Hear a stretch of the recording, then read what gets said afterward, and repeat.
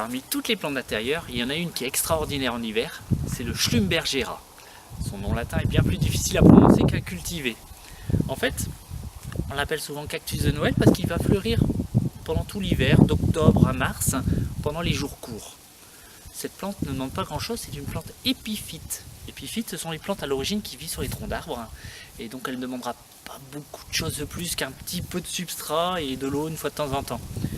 C'est une cactée, donc une plante grasse, qui va demander en fait un arrosage une fois tous les 15 jours à 3 semaines selon la température de l'intérieur.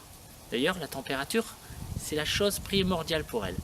Elle adore les températures tempérées à 20 degrés.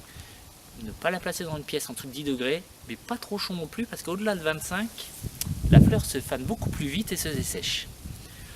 On va la mettre dans une situation relativement peu lumineuse, parce qu'à l'origine, elle est à l'ombre des troncs, donc allez, on va dire à 1 mètre, 2 mètres d'une fenêtre. Et une fois qu'elle se trouve bien en place et que sa floraison s'épanouit, on ne la bouge plus. Elle a horreur d'être déplacée.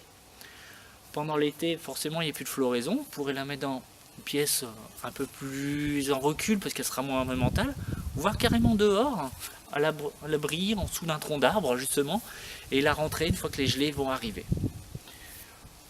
Après, en entretien pendant la floraison, juste enlever les fleurs fanées entre deux doigts avec l'index et le pouce, par exemple.